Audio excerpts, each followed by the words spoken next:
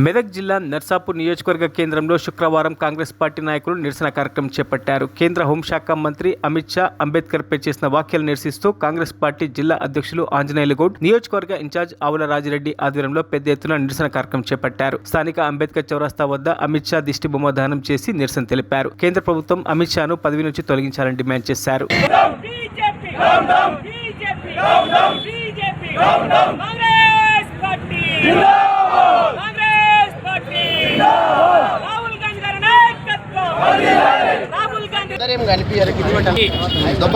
నియంతృత్వ పోకటి మతతత్వంగా వాళ్ళు వాళ్ళ పార్టీని నడిపించాలని కోరికను అమిత్ షా రూపంలో వారు బహిర్గతం చేయడం జరిగింది. ప్రజాస్వామ్య వ్యవస్థలో మన భారతదేశంలో అన్ని వర్గాలు, అన్ని కులాలు, అన్ని మతాలు ప్రజాస్వామ్యాన్ని, రాజ్యాంగాన్ని రక్షించాలనే కాంగ్రెస్ పార్టీ ధ్యేయం, రాహుల్ గాంధీ గారి ధ్యేయం. ప్రధాన ప్రతిపక్ష లీడర్గా ఈ దేశ ప్రజల కోసానికి కృషి చేస్తుంటే రాహుల్ గాంధీ గారిని ఒక్కడిని దృష్టిలో పెట్టుకొని కాంగ్రెస్ పార్టీని నష్టపరచాలని అమిత్ షా గారు రాజ్యాంగానికే మూలకర్త అయినటువంటి డాక్టర్ బిఆర్ సాహెబ్ అంబేద్కర్ గారిని అవమానించడం జరిగింది. అవమానించడం అంటే వారు మామూలుగా కాదు, ఆ భారత రాజ్యాంగాన్ని మార్చే దిశలో ప్రయాణిస్తారు. కనుక ప్రజాస్వామ్యవాదులారా మేల్కోనండి, ప్రజాస్వామ్యాన్ని రక్షించుకుందాం, ఈ మతోన్మాద శక్తుల నుంచి భారతదేశాన్ని కాపాడాలని చేతులు జోడించి వేడుకుంటున్నాం.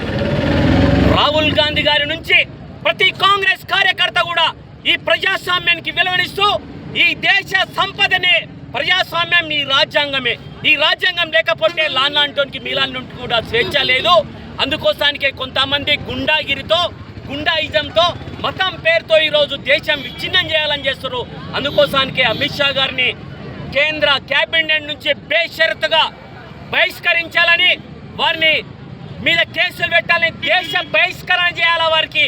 ఎందుకంటే చట్టాన్ని వ్యతిరేకంగా, రాజ్యాంగాన్ని వ్యతిరేకంగా ఉండే వాళ్ళు ఈ దేశంలో ఉండే హక్కు లేదు. వాళ్ళు సాక్షాత్తు కేంద్ర మంత్రి అయినటువంటి ఒక బాధ్యతాయుతమైన పదవిలో ఉండి పార్లమెంట్ సాక్షిగా మరి భారత రాజ్యాంగ నిర్మాత అయినటువంటి డాక్టర్ బిఆర్ అంబేద్కర్ సాబ్ గారిని అవమానించిన విధానం మరి అమిత్ షాకు తగదు. కాబట్టి ఈరోజు నర్సాపూర్లో నిరసన ర్యాలీని నిర్వహించి మరి ఈరోజు అందరం కూడా దిష్టిబొమ్మ దగ్ధనం చేయడం జరిగింది. ఇది స్పందన, ప్రజల నుంచి వచ్చినటువంటి స్పందన. ముఖ్యంగా రాజ్యాంగాన్ని తుడిచిపెట్టాలని, రాజ్యాంగ పునాదులను కదిలించాలని బీజేపీ ప్రభుత్వం గత 10 సంవత్సరాలుగా ప్రయత్నం చేస్తుంది. ప్రజలందరూ, దేశ ప్రజలందరూ గమనిస్తున్నారు. అందులో భాగంగానే ఒక విద్వేషాన్ని రెచ్చగొట్టే విధంగా ఒక అసహనాన్ని బహిర్గతం చేసిండు ఈరోజు అమిత్ షా పార్లమెంట్ సాక్షిగా.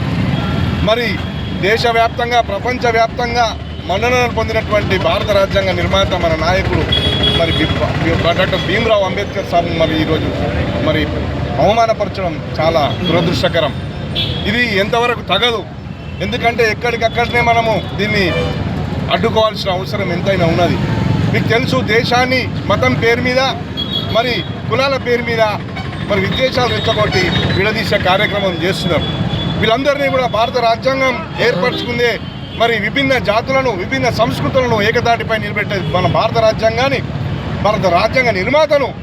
మరిన్ని అప్డేట్స్ కోసం మా ఛానల్ని సబ్స్క్రైబ్ చేయండి.